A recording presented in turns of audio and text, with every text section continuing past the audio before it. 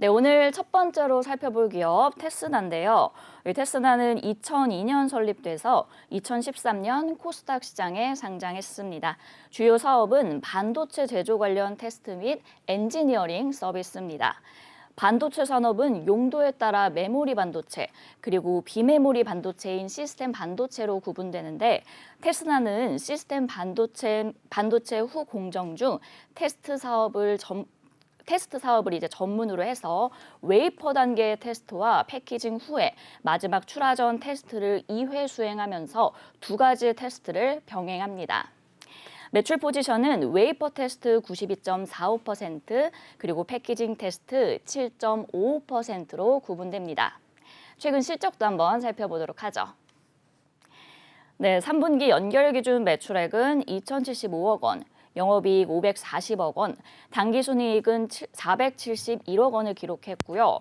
매출액은 전년 동기 대비 56.6% 증가했고 영업이익은 76.8%, 당기순이익은 26.6%를 증가하면서 성장세를 이어갔습니다.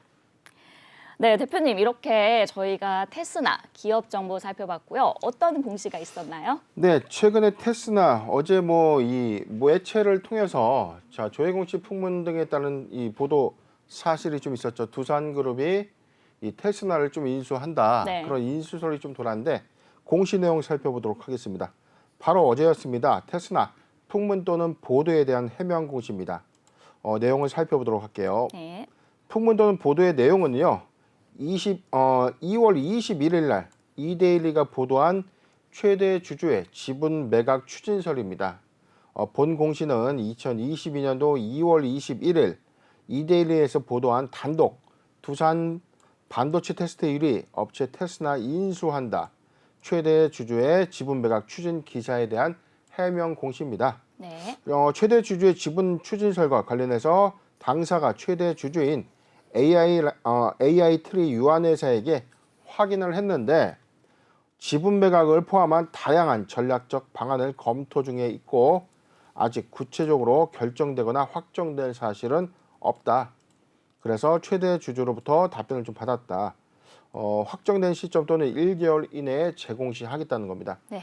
즉 뭐냐면 이데일리에서 두산이 반도체 테스트 1위 업체인 테스나의 인수 관련된 보도 자료가 단독 보도가 좀 됐는데 네. 이에 따라서 공시사항으로 확인할 수 있는 중요한 정보가 있는지 한국거래소가 풍문 또는 보도에 대해서 물어본 거예요. 그래서 크게 세 가지로 답변을 할 수 있죠. 확정, 두산이 인수를 합니다. 얼마에 인수를 하고 조건은 어떻습니다. 이게 확정 공시고요. 네. 미확정은 지금 검토하고 있고 추진하고 있는 것은 사실인데 현재까지 아직 확정된 내용들이 없다는 겁니다. 그쵸. 즉 구체적인 어떤 협의에 관련돼서는 결정된 바가 없다. 미확정입니다. 사실무근 또는 중요 정보 없음은 우리 두산이랑 인수 거래 안 합니다. 이렇게 이제 발표를 하는 건데 지금 테스나의 경우에는 풍문 또는 보도에 대해서 미확정이라고 좀 발표를 했죠. 네네. 그런데 우리가 두산 측의 입장도 좀 들어봐야 될 것 같습니다. 그렇죠. 두산 측입니다. 한 번 더 보겠습니다. 회사 두산그룹의 테스나 인수 추진설에 대한 조회 공시 요구가 바로 어제 있었는데 조회 공시 시간을 오늘 2월 20일 12시까지 오늘 12시까지 답변을 해야 됩니다. 네. 자, 그래서 두산이 답변을 했습니다. 내용을 보도록 하겠습니다. 조회 공시 요구에 대한 답변 역시 미확정입니다. 당사는 언론에 보도된 내용과 관련해서 검토 중이나 아직까지 구체적으로 확정된 사항이 없다. 그래서 추후 구체적인 내용이 결정된 시점 또는 1개월 이내에 재공시하겠다.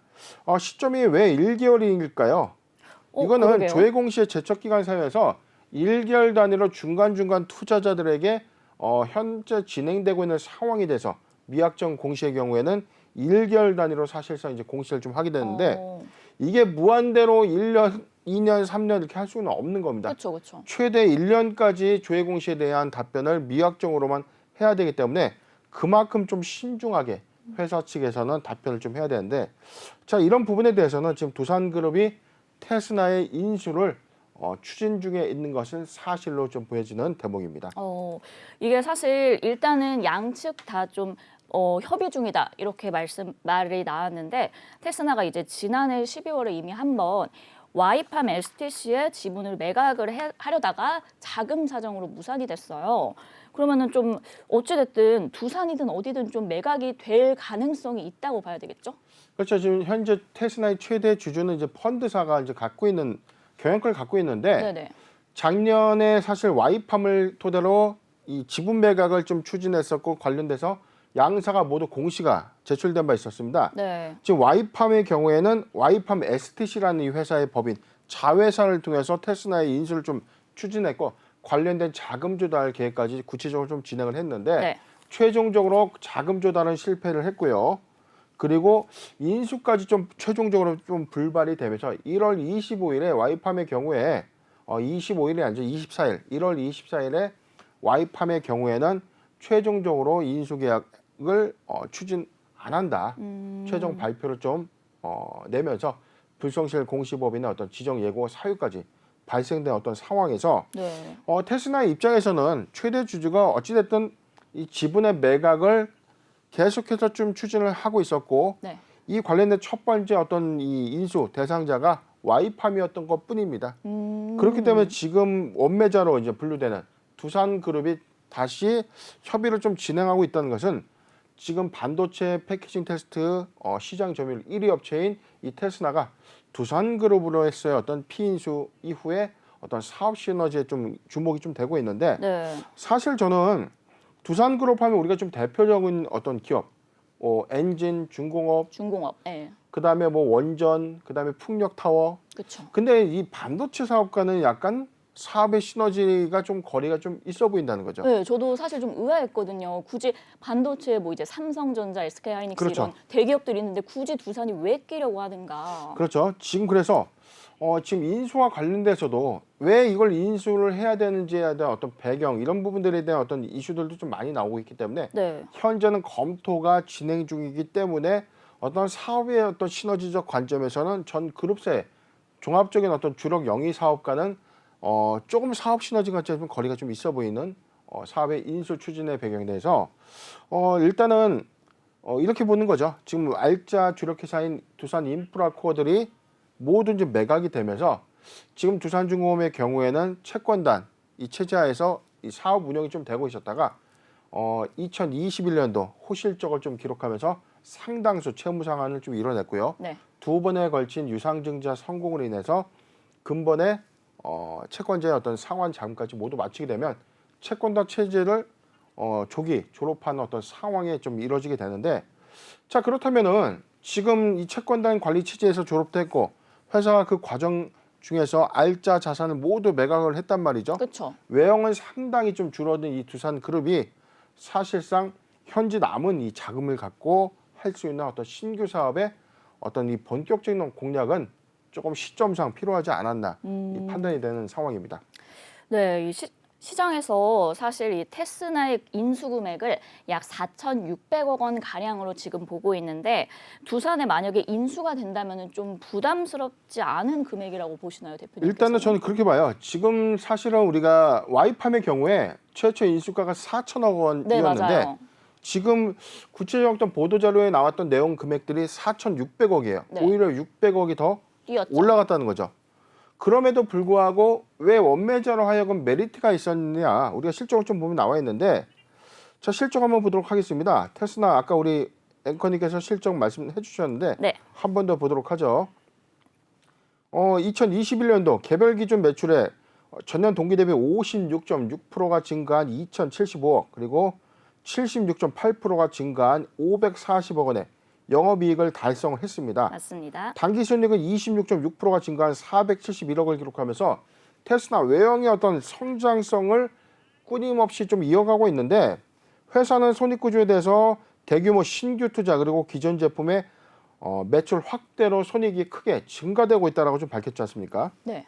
자 그렇기 때문에 회사가 지금 수익 관점에서도 알짜 사업으로 둔갑되는 지금 재무제표상으로만 보더라도 지금 외형 성장은 지금 이미 시작이 됐다는 거죠. 그쵸. 그런데 회사는 2월 4일에 신규 투자까지 좀 결정을 했습니다. 내용 보도록 하겠습니다. 네.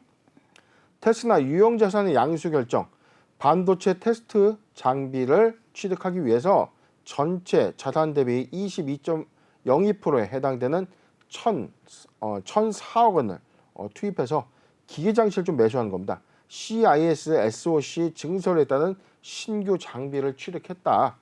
그래서 이게 언제 끝나는 거냐면 올해 6월부터 12월, 그러니까 올해 연말까지 기계장치가 이제 입고가 되는 겁니다. 그러네요. 그렇다면 6월부터 부분적인 어떤 입고가 된다는 것은 실적과 연관이 될 수밖에 없는 거죠. 그렇죠. 그렇기 때문에 3분기부터 반영 예상되는 실적 그리고 2023년도 1분기부터 또는 반기까지 이어질 수 있는 어떤 실적의 성장은 사실상 대규모 시설 투자에 따른 어떤 실적 성장은 올해도 충분히 예상이 되는 대목이기 때문에 네. 지금 테스나의 몸값이 올라간 것은 어찌 보면 당연한 수순이 아닌가 판단해봐요. 그렇기 그쵸. 때문에 결코 이 매가가 좀 비싸느냐, 비싸지 않느냐의 어떤 관점은 인수한 회사가 인수 시너지 관점에서 사업을 키워갈 수 있느냐, 키워갈 수 없느냐의 관점인데 지금 두산그룹의 이 보유하는 이 계열사 중에 두산전자가 있습니다. 네. 두산전자를 통해서 테스나와 어떤 사업의 시너지를 맞춰가면서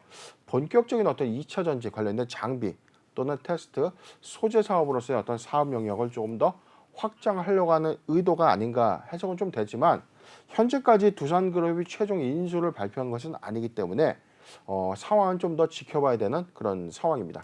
네, 일단 최종 발표를 할 때까지는 조금 지켜봐야 될 것 같습니다.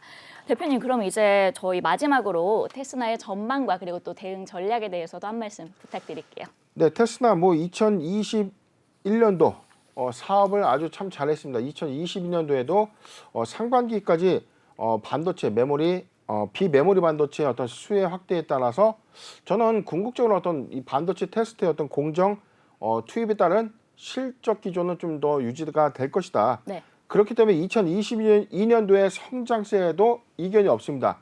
저는 2025년도까지 테스나가 현재 외형 가치보다는 그래도 2배 이상의 성장을 기록할 것이라고 좀 예측을 하기 2배 때문에 이상. 지금 주가적인 어떤 측면을 좀 보다면 테스나의 경우에는 2020년도를 기점으로 해서 2021년도 초에 실적 기반 성장을 이뤄냈습니다. 주가가 거의 수직 상승 좀 했는데 이후에 두 번의 변곡을 거쳐서 지금 현재 주가의 어떤 흐름을 보면 우하향 패턴으로 좀 보여지는데 최근 네. 우하향 패턴 이후에 주가 반등해주면서 자, 이 구간이죠. 탄탄하게 지지해주고 있는 구간 4만 6천 원대로 좀 보여지는데 네.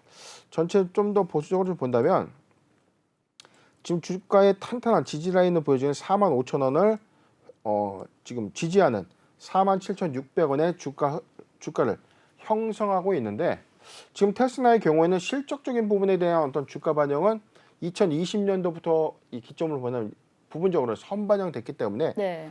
올해 만약에 사상 최대의 실적을 달성할 수 있는 어떤 그림들, 실적의 변화 또는 회사의 대규모 설비 투자 이후에 우리가 확인해 볼 수 있는 실적의 성장이 한 번 더 예측이 된다면 추가 상승은 좀 여력은 좀 충분하지 않겠는가 좀 보고 그쵸. 있고요.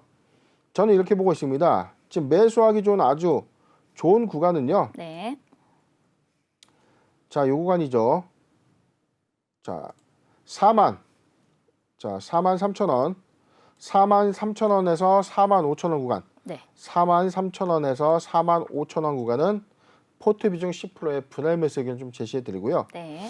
지금 낙폭과대 시점에서 단기 변동성에 따라서 저는 4만 5천 원을 한 번쯤은 하회해 줄 것을 좀 예상을 해보기 때문에 네. 자, 이 구간이 가장 매수하기 좋은 구간이 아닌가 싶습니다. 4만 3천 원 그리고 4만 5천 원의 포트 비중 10%의 분할 매수 의견 제시해 드리고 보유자 관점에서는 그래도 중장기 관점 상승 여력 충분하다는 점 참고하셨으면 좋겠습니다. 네. 테스나 대표님께서 살펴봐 주신 그런 포인트, 적극적인 매수 구간 4만 3천 원에서 4만 5천 원, 그리고 10%의 분할 매수 의견 주셨고요. 보유자 관점에서는 앞으로 더 상승할 가치가 있기 때문에 잘 가지고 계시면 된다고 말씀 주셨습니다.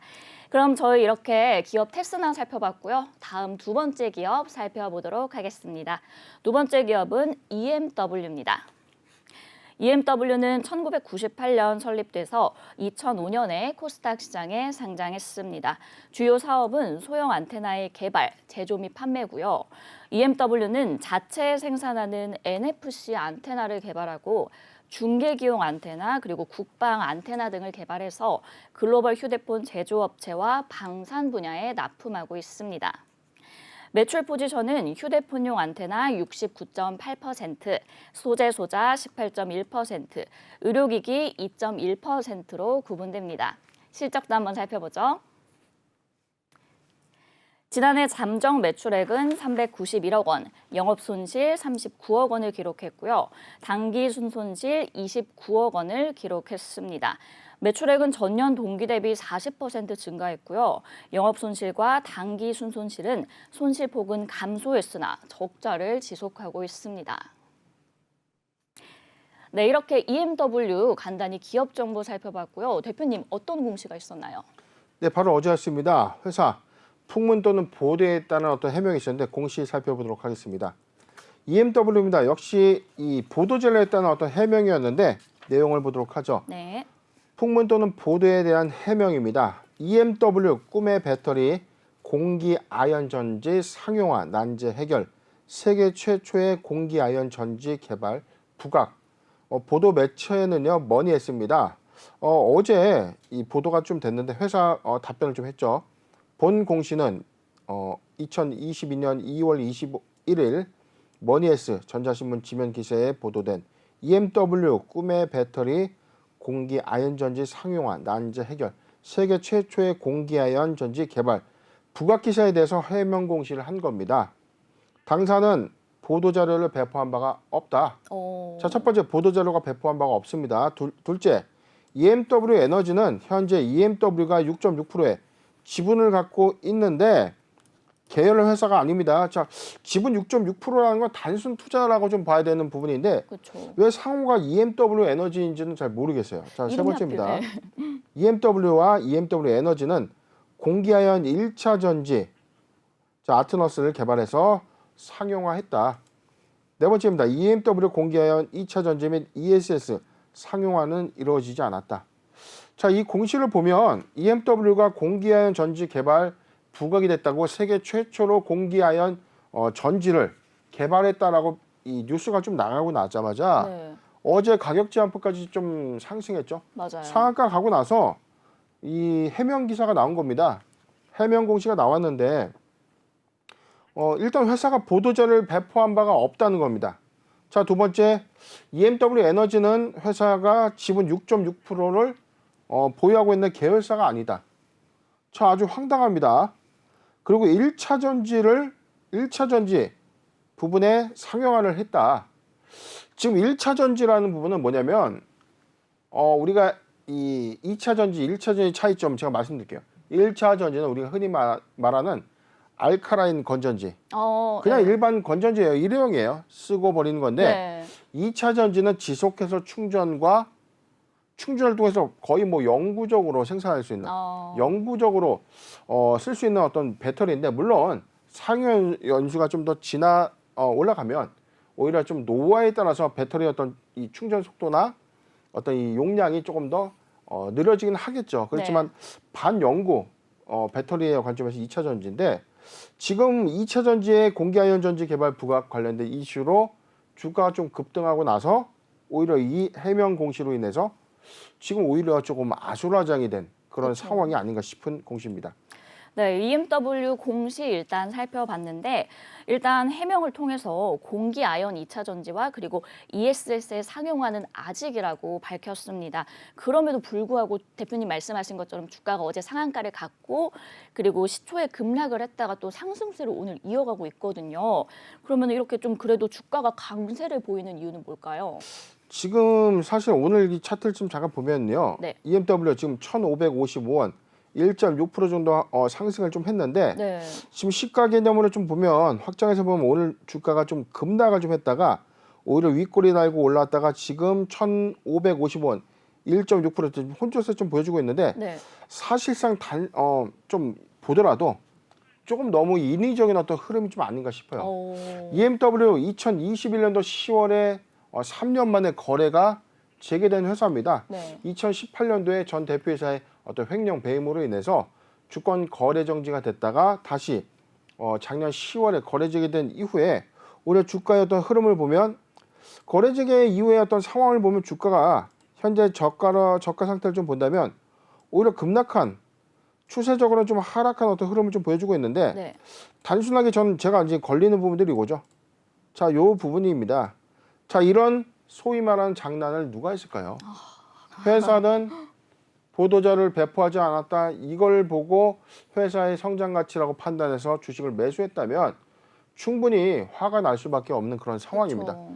그렇다면은 지금 이 보도자를 이 배포했던 이 언론사 역시도 이 책임을 피하기는 좀 어려운 상황인데 맞습니다. 분명히 어떤 이 보도자료에 관련된 내용을 제공한 자가 있었을 것이고 이에 따라서 저는 이게 충분히 불공정 거래 행위로 봐도 좀 무방하지 않나 네. 하는 어떤 상황입니다. 회사는 일단 이 풍문도는 보도에 대해서 일단은 뭐 우리는 관련이 없다, 우리는 배포하지 않았다, EMW 에너지는 우리가 계열회사가 아니다. 그런데 지분 6.6% 갖고 있다. 그런데 상식적으로 지분 6.6%를 갖고 있는 회사에 상호를 EMW 에너지다. 뭔가 약간 그림이 좀 이상하다는 거죠. 네. 적극적 사업을 통해서 51%의 지분을 투입하는 것도 아니고 20%대의 지분 투자가 아니라 단순 6.6%의 지분을 통해서 재료화한다. 뭔가 공기아연 전지 개발에 관련된 이슈만 좀 부각시켜서 주가를 좀 띄우기 위한 수단인가 또는 현혹시키기 위한 어떤 수단으로 밖에 볼 수 없는데 오늘 주가의 어떤 흐름은 충분히 의도적이다. 자, 그렇기 때문에 어제 상한가 이후에 오늘 소화되는 어떤 매물에 대해서는 부인 공시가 좀 맞지만 부인 공시 이후에도 지금 거래량 수반에서 지금 3,300만 주의 거래량이 지금 나왔는데 네. 볼게요. 어제 상한가 거래량이 500만 주입니다. 오늘 3,378만 주의 거래량이라는 것은 1,170원대, 1,000원대 초반에 있던 것들을 오늘 1,555원대 소화를 하고 있다는 뜻을 좀 보여줄 수밖에 없는 대목인데 네네. 충분히 이 부인 공시를 통해서 악재를 거래를 많이 크게 튀어서 이 물량을 오히려 소화하고 난 이후에 어떤 엑시트의 관점에서의 어떤 그림인데 충분히 불공정 거래 행위를 좀 보여지는 어떤 대목들이 좀 있고 일단 회사 측에도 충분한 참 잘못이 있다고 봐요. 그렇죠. 회사가 몰랐다라기보다는 관련돼서의 어떤 이런 연관 관계에서 좀 더 적극적으로 발표를 했어야 되는데 이게 보도자료가 배포 시점이 한 1시대로 제가 기억을 하거든요. 네, 맞습니다. 어제 1시대에 기록을 보도자료가 좀 나왔는데 장 종료 이후에 4시 한 20분경에 공시가 좀 제출이 됐다는 것은 네네. 충분히 좀 더 발빠른 어떤 대처를 했을 시간은 좀 충분하지 않았나 그런 판단도 좀 해봅니다. 그러면은 이게 회사가 좀 일부러 해명 공시를 늦게 낼 수도 있을까요? 약간 그런 의심이 드는데. 일단 공시에 대한 관점은 물론 회사가 문화를 만들어서 거래소에 공시 문화를 좀 송부를 하고요. 거래소 담당자의 어떤 필터링을 통해서 최종 승인 과정을 좀 거치는데 이 기간이 좀 몇 시간을 좀 소요할 정도로 그렇게 복잡한 절차는 또 아니기 때문에 그리고 투자자 보호 조치를 위해서 조금 더 적극적으로 좀 대처를 했다면 장중에도 배포할 수 있었던 시간적인 여유는 좀 충분하지 않았나. 그런데 고의성의 여부에 대해서 제가 알지 못하겠습니다. 그쵸. 뭐 고의성이 있냐 없냐에 대해서는 알 수는 없는데 시간은 충분했다라고 판단이 되는 대목이죠. 네. 고의성은 알 수 없지만 그 시간은 좀 충분했다라고 말씀 주셨습니다.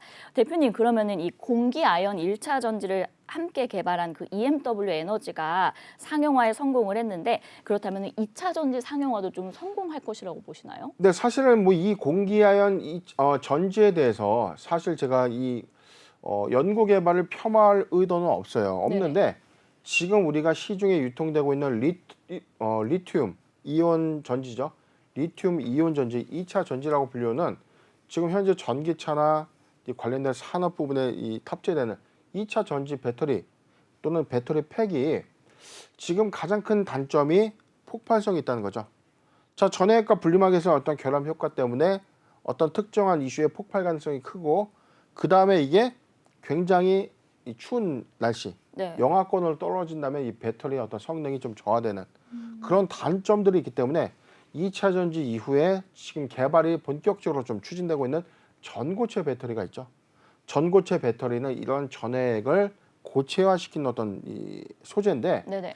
전고체 배터리의 장점은 폭발성이 없고요. 그다음에 이 영하 날씨에 떨어진다고 하더라도 배터리의 어떤 성능에 크게 문제가 없기 때문에 사실상 2차 전지 이후에 전고체 배터리 이후에 공기아연 전지 같은 경우는 저는 조금 더 시간이 걸릴 수밖에 없는 연구 개발의 어떤 성과 이후의 관점을 좀 봐야 되는데 지금 막대한 자금이 들어갈 수밖에 없는 상황이고요. 그렇죠. 물론 여러 가지 이 기술 개발 공법들은 좀 필요하지만 지금 전고체만 하더라도 전고체 배터리 부분만 하더라도 지금 삼성 SDI가 적극적으로 좀 개발을 하고 있는데 네. 막대한 연구 개발비가 들어갈 수밖에 없는 그런 상황인데 지금 이 회사의 어떤 외형 가치를 본다면 지금 전체적인 어떤 매출 부분 잠깐 볼게요. 네. 지금 매출 부분을 보면 매출 391억 원, 영업 손실 39억 그리고 당기 순손실 29억을 좀 기록했는데 네네. 이 회사가 감당할 수 있는 어떤 수준의 사업을 좀 더 확장해서 가져간다면 자금 조달이라든지 어떤 외형의 성장을 가져갈 수밖에 없는 그런 이슈를 좀 동반해야 되는데 지금 EMW의 현재 사업 컨디션을 봤을 때 당장 이 부분을 상용화하기에는 조금 더 앞서간 이론적으로 시간이 더 필요한 부분은 맞다. 그렇기 때문에 이런 부분들에 우리가 현혹되거나 이런 것들이 마치 선반영된 어떤 이런 착시 요인으로 인해서 주식을 매수하는 것은 이 부분에 어떤 크게 손실 볼 수 있다는 점도 잘 참고하셨으면 좋겠습니다. 네. 그러면은 이제 마지막으로 EMW 보유자분들 조금 지금 많이 마음이 아프실 것 같아요. 그래서 이 부분에 대해서 대응 전략 한번 부탁드릴게요. 네, 지금 EMW의 어떤 주가 측면을 좀 보면요. 지금 1,100원을 기점으로 해서 오랫동안 횡보했던 요 구간이죠. 자, 요 구간 이후에 오늘 어제 500만 주, 오늘 3,300만 주의 거래량이 좀 동반돼서 만약에 어제 시간에 매도를 했거나 오늘 시초가에 좀 매도를 했다면 굉장히 속이 좀 쓰린 상태일 그쵸. 거예요. 만약에 어제 상한가 구간보다 오늘 시세가 좀 더 나왔기 때문에 최고가 기준에서는 지금 1,840원까지 지금 찍었죠.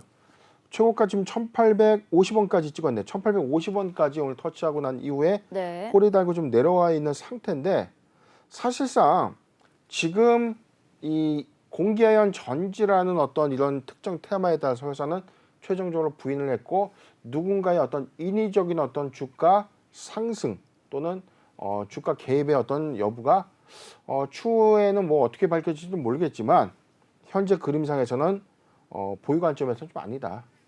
자, 지금 신규종 매수 관점에서는 오히려 이 부분에 대한 어떤 테마에 혹해서 매수하는 것은 좀 적극 바람직하지 않다고 좀 보고요. 보유자 관점에서는 보유자 관점에서 의견을 좀 제시해 드립니다. 네. 자, 어제 상한가 구간이 1,520원 구간 좀 본다면 자, 1,520원이 이탈된다면 비중을 크게 축소하는 전략을 제시해 드리겠습니다. 네, 보유자 관점에서는 일단 1,520원을 이탈하면은 비중을 좀 크게 축소하고 신규 진입은 안 된다라고 말씀 주셨습니다. 그럼 오늘의 마지막 기업 살펴보도록 하겠습니다. 오늘 마지막 기업 진아인 제약입니다. 진아인 제약은 1999년 설립돼서 2010년 코스닥 시장에 상장을 했습니다. 주요 사업은 렌즈 및 렌즈 어셈블리 개발 제조 및 판매고요. 주요 품목은 휴대폰용 카메라 렌즈, 지문 인식기용 렌즈, CCTV 렌즈, IR 필터 및 홀더 등으로 구성됩니다. 지난해 6월 백신 및 진단키트 관련 사업 목적을 추가해서 제약 사업에 진출한 바 있고요. 매출 포지션은 제품 매출 97.9%, 기타 2.1%로 구분됩니다. 실적도 한번 살펴보도록 할게요. 지난해 3분기 기준 연결 매출액은 208억 원, 영업손실 180억 원을 기록했고요. 당기 순손실 319억 원을 기록했습니다. 매출액은 전년 동기 대비 120억 원 감소했고요. 영업손실과 당기 순손실 기록하면서 적자를 지속하고 있습니다. 네, 이렇게 진아인 제약 살펴봤는데 대표님 어떤 공시 있었나요? 네, 바로 어제였습니다. 진아인 제약 대출 원리금 연체 사실 발생인데 대출의 원리금 이게 뭐냐면 회사가 이 은행 금융권으로부터 이 대출을 받은 거예요. 대출을 받았는데 이자 또는 원금에 대해서 연체가 됐다는 겁니다. 내용을 보도록 하겠습니다. 대출 원리금의 연체 사실 발생. 대출금은 80억 2,900만 원인데 합계 80억 2,900만 원에 대해서 자기 자본 대비 393.7% 해당되는 대출 원리금의 연체가 발생됐다. 네. 지금 운영자금의 부족 등으로 인해서 회사는 대출 원리금 및 연체 사실이 발생했다. 자금 조달을 통해서 연체 사실을 해소할 예정이다. 지금 원금 같아요. 원금 플러스 이자로 보여지는 80억 2,955만 7,422원에 대해서 지금 회사가 갚지 못한 겁니다. 네. 상기 금액은 당사가 코렌 필리핀 은행에 채무부증한 43억 원이 좀 포함되고 있다. 하기 대출 원리금의 연체 내역 이자는 연체 기준일인데 지금 이자 비용은 없다는 거죠. 지금 80억 원 부분을 대출금이기 때문에 네네. 대출 금액에 대한 이 원리금이라고 좀 보여지는 대목이고요.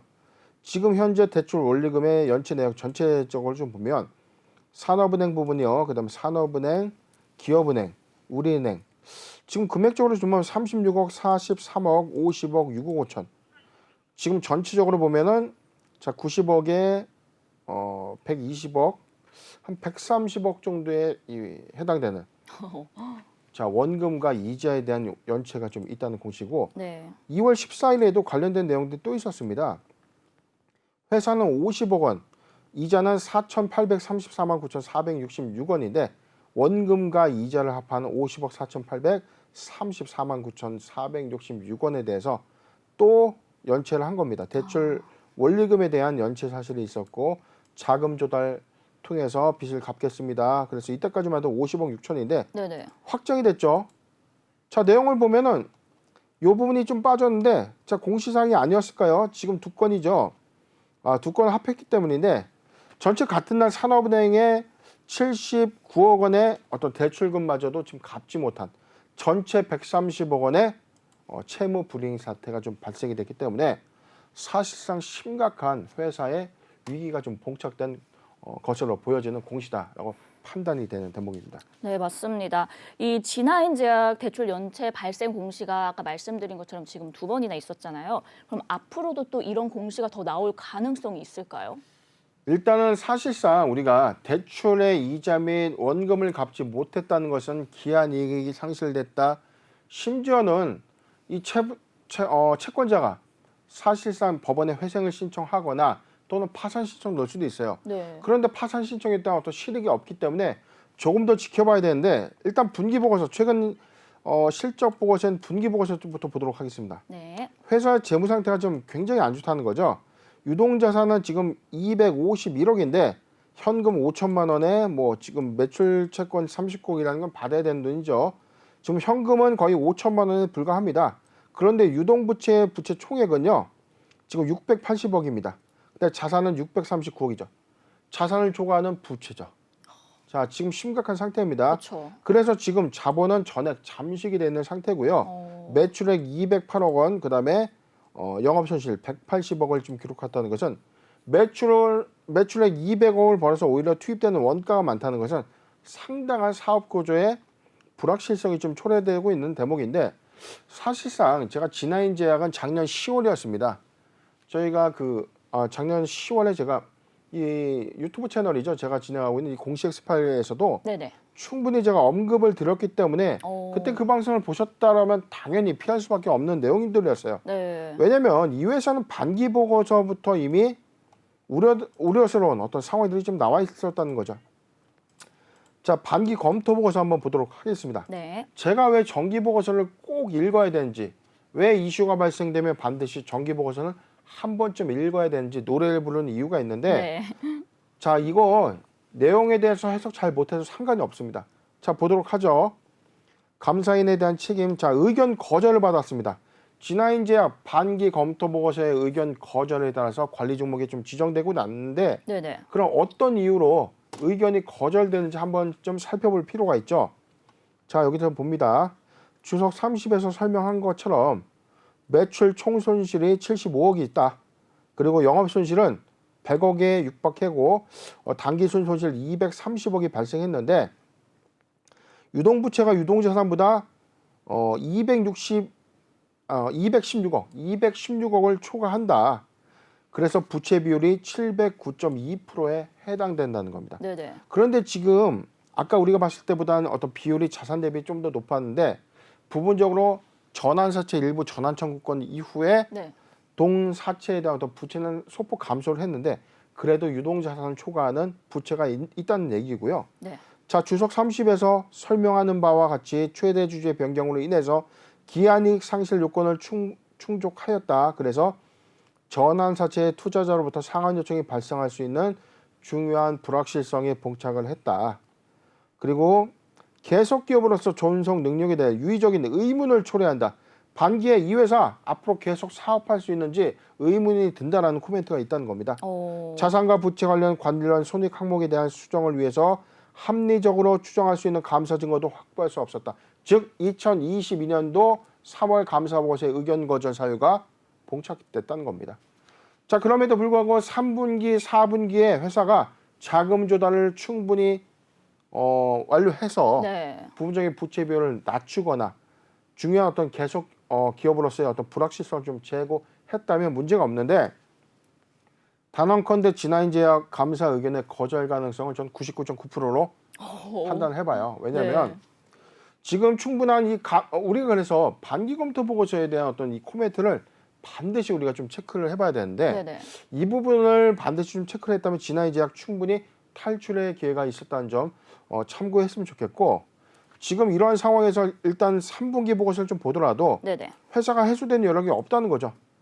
가장 중요한 부채 비율을 감소시킬 수밖에 없는 요인은 없었고요. 오히려 자 매출액을 보더라도 지금 전체 매출액 지금 150억입니다. 150억 원에 매출 영업 손실이 123억 그리고 당기 순손실 249억인데 자산을 우리가 좀 본다면 자본 총계에 대한 금액을 보더라도 지금 50%를 초과하는 법차선을 좀 보여지는데 네. 이 부분이 4, 4분기에 전환 청구 행사로 인해서 부분적으로 저는 이 자본 확충은 좀 됐을 것으로 좀 추정은 좀 되기 때문에 이 부분에 대한 어떤 이 공실은 좀 우리가 좀 판단을 좀 달리 하더라도 지금 부채 비율에 대한 어떤 해소는 하지 못했고 회사가 대규모 손실을 좀 기인한 만큼 계속 기업으로서의 어떤 이 불확실성은 아직도 존재가 된다는 대목입니다. 네, 그 지난 8월에 또 이제 관리 종목으로 지정된 바도 있잖아요. 여기 이제 뭐 상장 적격성 이슈까지 부각이 되면서 그렇다면 이 진화인제약의 종합적인 전망은 혹시 어떻게 보시나요? 네, 일단은 사실은 뭐 제가 10월 달에 했으면 지금 차트 좀 볼게요. 10월 달 기준이 여기였죠. 그리고 이후에 회사는 재무구조 개선을 위해서 감자까지 단행하고 난 이후에 감자 이후에 확충해야 될 자금 조달에 현재까지 성공하지 못하고 있는 흐름입니다. 지금 주가는 보유자 관점에서 굉장히 많이 희석된 가치 이후에 추가 하락으로 인해서 거의 대규모 손실을 좀 초래하는 어떤 상황이고 지금 주가의 어떤 추세적인 부분에서는 지금 주가 하회 부분 저가 구간으로 좀 인식되는 부분이 맞는데 그럼에도 불구하고 매수의 관점으로 좀 볼 수 없는 건 회사의 이 빚을 못 갚는 원금과 이자를 갚지 못한 상황에 처해 있는 회사의 현재 상태 네. 그리고 이러한 회사의 막대한 자금을 납입할 거라고 좀 판단되는 대목은 좀 리스크하지 않겠습니까? 그렇죠. 채권자 입장에서 회사의 어떤 성장성을 보고 투자를 하겠냐 이거죠. 그렇죠. 자, 이런 관점이라면 오히려 현재 봉착된 어려운 사항들을 빠르게 좀 인지해서 진화인제약 아쉽지만 감사보고서 이전까지 조금 물량을 좀 정리하는 것이 좀 맞지 않겠는가 판단해 봅니다. 네, 진화인제약 감사 보고서 이전까지 물량을 좀 정리하는 것이 좋겠다라고 말씀을 해주셨습니다. 네, 이 대표님께서 일단 정기 보고서를 꼭 읽어라 강조를 해주셨는데 투자자분들 많은 도움이 되셨으면 좋겠습니다. 네, 오늘 이렇게 테스나 그리고 EMW, 진화인제약 살펴봤는데요. 오늘 대표님께서 말씀해주신 각각의 포인트들이 우리 투자자 여러분들의 투자에 많은 도움이 되었으면 좋겠습니다. 오늘 방송에서 다룬 내용이 혹시 이해가 안 가시거나 더 궁금한 점 있으신 분들은 노란톡 오픈 채팅방, 변영인의 기업 공시 연구소 들어오셔서 질문 남겨주시면 되겠습니다.